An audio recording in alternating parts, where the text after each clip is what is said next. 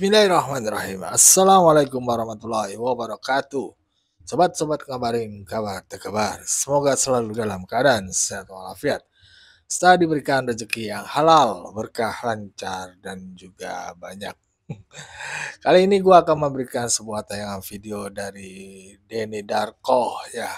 Apakah penyakit Pak Jokowi diderita karena kebohongan yang disebutkan oleh para pembencinya hingga menjadi azab. Dan juga ada sebuah video dari warga NTT ya yang menjelaskan bagaimana fakta kerja dari Pak Jokowi yang sangat bermanfaat buat warga NTT. Mari kita simak saja videonya langsung bersama. Let's go. Tapi kalau ada orang yang menghubung-hubungkan juga dengan sikap Pak Jokowi yang sering berbohong, maksudnya kita bilang sen kanan belok kiri itu kan berbohong gitu, mah Pak Jokowi terkena penyakit dan lain-lain. Menurut Mas Denny Darko seperti apa teori dari? Saya punya penyakit yang lebih parah daripada Pak Jokowi sebagai seorang pesulap. Jadi Corbusier suka bohong sebagai pesulap, ya kan?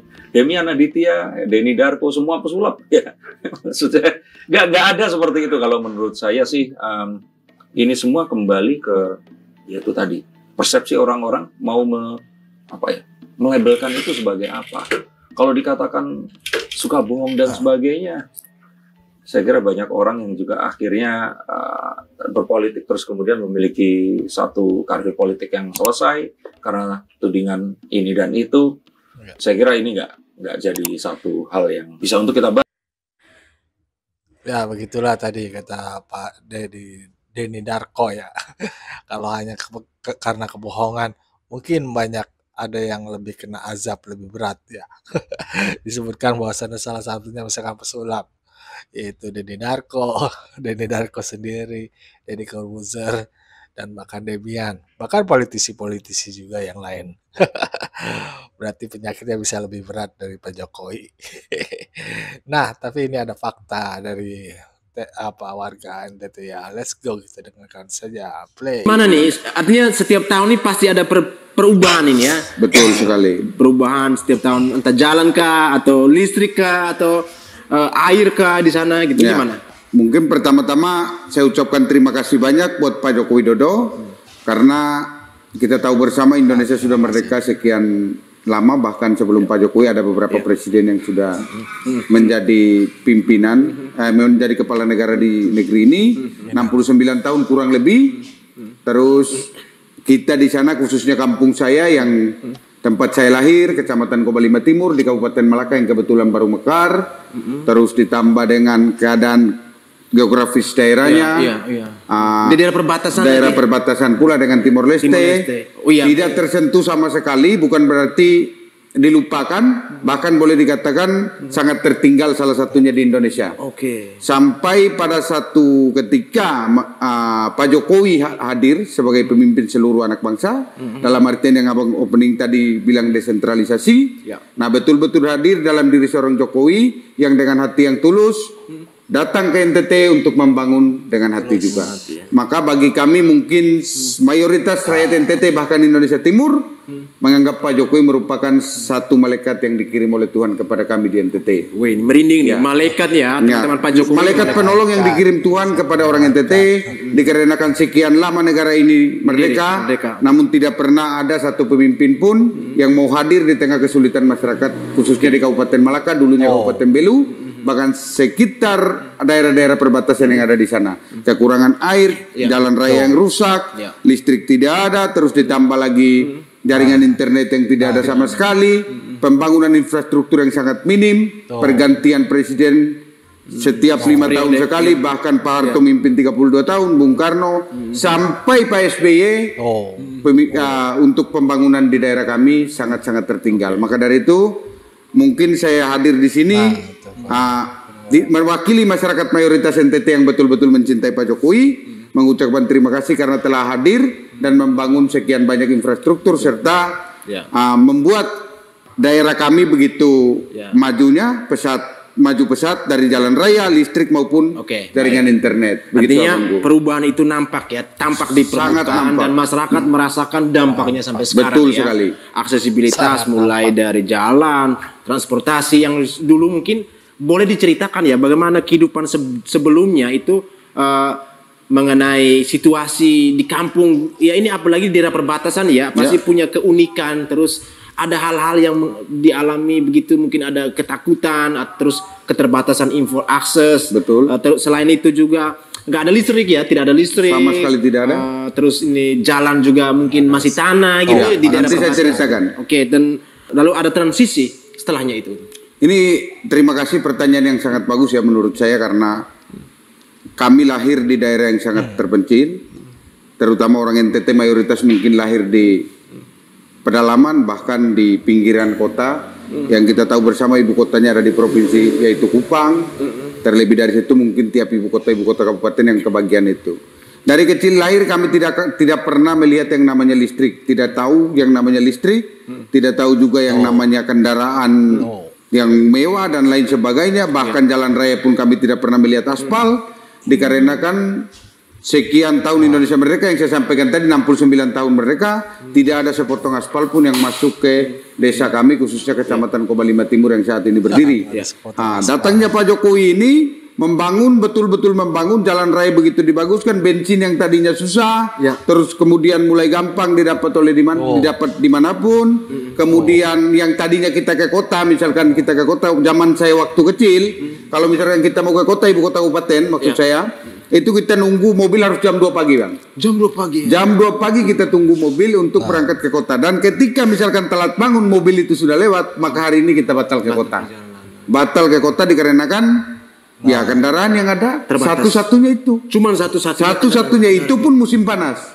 Kalau musim hujan tidak ada kendaraan sama sekali. Kenapa? Karena jalan raya yang rusak, bebatuan beserta lumpur. Langgar kali gitu maksudnya. Lewat kali, bahkan naik turun gunung, melewati kali, jalan raya yang rusak sehingga nggak ada aspal jalannya. Tidak ada aspal sama sekali. Akses yang tertutup, terisolasi. Pada saat musim hujan maka semua masyarakat yang di desa kami bahkan kecamatan kami tidak bisa berjalan-jalan ke kota. Paling pengganti kendaraannya kuda. Tapi setelah ketika Pak Jokowi memimpin ya, belum di awal-awal ya, di tahun-tahun setelahnya itu kan masuk.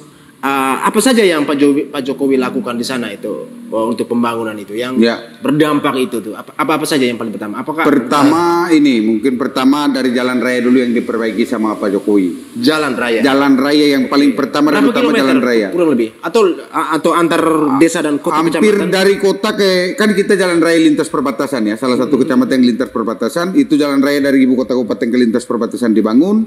Seluruh desa bahkan sampai ke pegunungan yang tidak tersentuh sama sekali dibangun oleh Pak Jokowi. Dibangun jalan juga. Dibangun dan listrik pun sampai ke daerah yang paling ujung. Tahun berapa listrik masuk itu? Sekitar tahun 2019 2018. 2019 atau 2018? 2018 startnya mungkin 2017 ya. Oke, iya. 2017 ke sini mulai dibangun baik jalan raya, listrik maupun lainnya sehingga pada era pemerintahan di ujung era pemerintahan Pak Jokowi jalan-jalan yang mungkin kampung-kampung yang terisolasi sudah mulai dibuka dan masyarakat mulai merasakan gampangnya mendapatkan kendaraan untuk ke kota, untuk misalkan memenuhi kebutuhan sehari-hari yang harus ke kota mengambil apa, sangat dipermudah dengan pembangunan yang telah dilakukan oleh Pak Jokowi. Begitu. Berarti dengan adanya akses jalan ini menjadi rutinitasnya ya untuk aktivitas hariannya ya, bisa lebih lancar lagi tanpa harus menunggu jam 2 pagi. Ya. Ini teman-teman ya, betapa susahnya hidup di daerah pelosok ya, bahwa apalagi di daerah perbatasan yang harus berhadapan dengan dua kedaulatan yang berbeda gitu.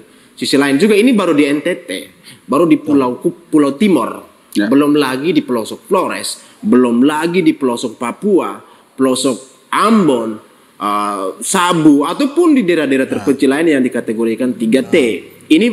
Tapi hal ini yang kita rasakan, kita ucapkan terima kasih kepada Pak Jokowi karena beliau berani dan mau menaruh hatinya untuk membangun daerah-daerah terpencil.